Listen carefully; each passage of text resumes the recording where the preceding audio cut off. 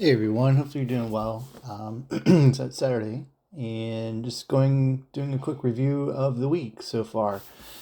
I had a pretty decent week. I passed two 50K Apex accounts, and I just got done activating them. And also, while I was there, I didn't realize, but under the user section, you have to actually submit a strategy. Um, I didn't even know I didn't. They were requiring this. Anyway, it was blank, so I went ahead and just added it. And I thought, oh, it would be a good video if I just quickly go over some of the strategy itself.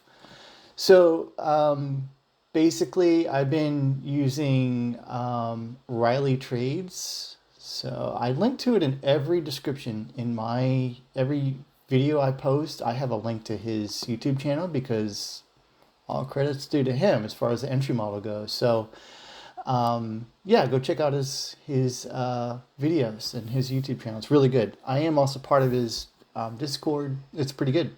Anyway, I wanted to just briefly go over my chart specifically and kind of just identify exactly what's been working for me. I've been trading gold and it's also NQ still, but NQ have been doing a little differently. I've been sort of staying out of that first 15 minutes and waiting until actually after 10:30. So, but anyway, nonetheless, let me go ahead and just get rid of some of these questions right off the bat because I know my charts can get a little busy and I just wanted to clear things up. Anyway, the triangles or the arrows that you see here are an indicator based upon the Riley Trades entry model that I created with ChatGPT. So I basically just used a screenshot of the actual entry that I wanted and sent it in a prompt kind of describing what I wanted. And it spat out a Pine script that you add to the chart. But honestly, that's not the end of it. There's quite a bit of back and forth trying to fix errors and making sure that well, why did it show up here and not there? And it's still not perfect, honestly. So I don't really use it for an actual entry most of the time, but it is pretty darn good. So I do keep it on the chart and I keep it in mind, and I'll show you here in a second what I mean. All right, so let me just zip through some of these other indicators so we can get this out of the way. This is parabolic stop AR. It's called stop AR.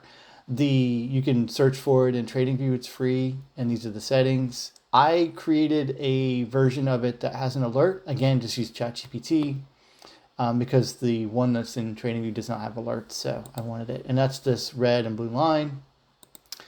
The bottom one here is my trend indicator. There you go. There's the settings and the name. Okay, pretty simple. I just use it as trend, and then another trend indicator is EMA color change. And I'm sure going to get asked, how do I get it down into the bottom? So basically choose my colors. When you add it, it's going to add it to the chart above. And I choose columns as the symbol type instead of line. And then when it's there, then it'll be up in here. So what you'll do is you just click the little three dots next to it. I know this is parabolic stop, but it'll be up in your chart, and you just choose move to new pane below, and that's how it drops it down here below. So those are all the indicators, and the way that I use everything all together, it's really simple. Let's see, let's just cherry pick something here. I mean, okay, it didn't really work out there. I'll just cherry pick something. So without the triangles, arrow symbols, if I'm just trading Riley Trades approach, the only other indicator I use, and this would have been a valid entry, probably not at the time, but I'll just go through the motions here. What I did forget to mention is this is a 21 EMA. 21 EMA. That's it. And so this would have been an entry. Riley Trade's entry is a close below, or excuse me, for a buy, it's a close above previous candle high. So I marked out that candle specifically because this candle closed above the previous candle high. And we're coming out of a bullish fair value gap that did not get fully breached. I don't care about the midpoint. I just care that it did not get fully closed through. And then also I just use my indicators. So they're all blue. And then the 21 EMA, the way I use it is I need to see a close below, which we got there. And then the entry candle is a close above, which we got there. This is A+ for me, and it's what I've been doing to pass these accounts. As far as risk reward, I back tested about 2 weeks, so only 2 weeks, and the best risk reward I found is 1-to-1, 4 points on gold. That's it.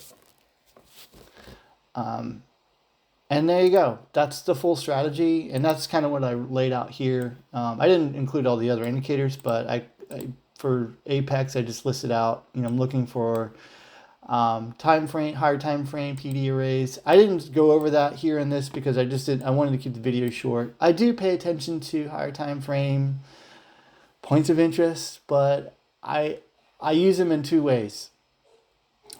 One is priced within a 15-minute fair value gap or 1 hour fair value gap. If it is, it's likely going to consolidate. If it's not, then I'm going to be using the higher time frame fair value gaps as targets or draws on liquidity. That's it. For as simple as that. So anyway, hopefully that's helpful to you, and hopefully you understood. Please ask any questions if you do in the comments, and I appreciate it. You watching. Take care.